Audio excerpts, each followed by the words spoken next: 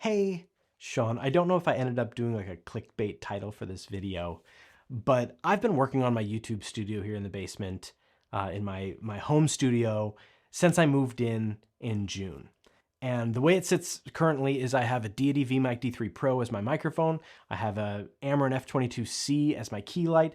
I have a Quasar 4-foot rainbow tube on the floor behind me, a Q25, I think, or a Q50. And I think there's a aperture light in the background, their little light bulb that goes in that lamp. And then I'm shooting this on my phone. I'm shooting this on an iPhone 16 Pro using Apple Log and Final Cut camera to do it. And my studio has gone through no shortage of iterations over the years. I've used Sony FX3s. I've used all Sony cameras and a Canon 5D Mark II and a Canon 80D. I've used a bunch of different cameras. And I found myself getting ready because I wanted to make more videos. And I was like waiting here of like, well, I don't want to shoot videos in the basement until I have my lights up, until I have my this up, until I have my that. And I've talked to people who say, oh, I want to make YouTube videos. What do I need? And it's like, okay, I can give you some suggestions for lights depending on what your situation is like, what the room is like. Different microphones might work better in different situations. Different microphones do work better in different situations. Different cameras work better in different situations. And depending on what you're trying to do and show, there's all this stuff. And I was recently doing a little bit of woodworking to make some Christmas decorations. And I was working on this project where I was cutting out a giant penguin, like a 5-foot tall penguin. And I was using a jigsaw, which isn't the right tool. And I started to think, well, I wish I had a band saw, or I wish I had, this. And I've watched YouTube videos of different woodworking studios. And it's like, I wish I had a planer. I wish I had a joiner. I wish I had these different things. And there's a temptation as I do a little bit of woodworking to say like, well, I want to get a table saw. Because with a table saw, then I could do some stuff. I could do some real serious stuff with a table saw. But with video, I've already seen this happen, and I know what would happen with woodworking, and I bet you're the same way, where you think you're going to make YouTube videos once you have the camera, once you have the lights, once you have the microphones. And I'm here to tell you two things. One, like everyone says, the gear doesn't matter. But two, I've seen so many people get the right gear. And then they get the right microphone, the right light, the right camera. They build this beautiful studio, which takes them months. And then they sit down and they just don't have any content to make.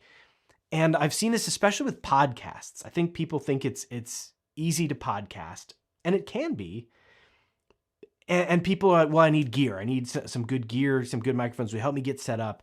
And I'll give my advice, but so often, then there's nothing. And it's not that they're not capable, but people just don't make stuff. And like with woodworking, it's the same thing of like, if I could use a table saw, it'd be because I was doing a bunch of projects and I kept running into this like, I really need a table saw to do this right.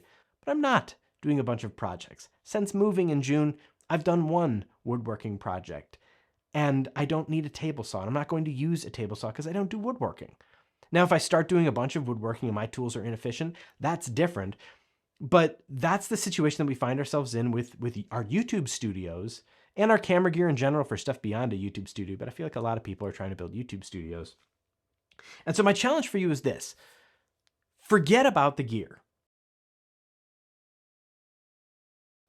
And I'm not just saying like, oh, well, make a video with your phone. I mean, that's what I'm doing here. Make a video with your phone. You can, you should. But challenge yourself to say, okay, regardless of what those pieces are, if I had the perfect lights, arranged perfectly, dialed in perfectly, if I had the perfect microphone, the perfect cameras, the perfect editing software, and the perfect transitions and title sequences, if I had everything right, what would I do then? What are the first 3 videos I would make? What are the first 10 videos that you would make? And it's that exercise that I think goes a long way to making sure that you don't spend a bunch of money on YouTube gear thinking like, well, I just need this gear and then I can make good looking content. The easy part's the gear. Anybody who makes content will tell you the easy part is the gear. The hard part is making the content and making it interesting and making it compelling. And you can find no shortage of YouTube videos out there, including on my channel, that walk you through a YouTube studio setup. And I like making those videos and they're interesting to me. And I've learned from them and used what I've learned from other people to shape my own studio. And I like sharing my own studio setup with others to inspire them. And I've had some complicated setups with some big monitors and a Sony A7S III, 4, whatever it is. Like, I've had some good cameras set up and with, 3 or 4 lights and highlighting different things in the background. But at the end of the day, it was a ton of work to set that stuff up, and it didn't turn into better content. And so I've narrowed the setup down. I've made it where I don't have to worry about focus. I don't have to worry about exposure. I dial these things in. I have a wireless monitor. My iPad is showing me what my phone is looking at right now. And I can change the settings on my phone's camera from my iPad. Is it the best quality? No. Is it better for me? Yes. And that's what I think people need to take a minute before you build this stuff, buy this stuff, spend the money acquiring gear that you may not utilize to its fullest extent. Take a minute to say, okay, my studio is perfect. Close your eyes, picture it, and then say, what is my first video?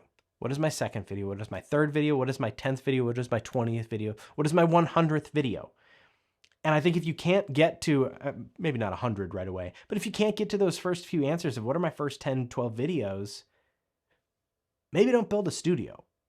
And if I'm not going to build 12 different things out of wood, maybe don't buy a table saw. Maybe my circular saw will be just fine. Maybe your phone and sitting by a big window will be just fine.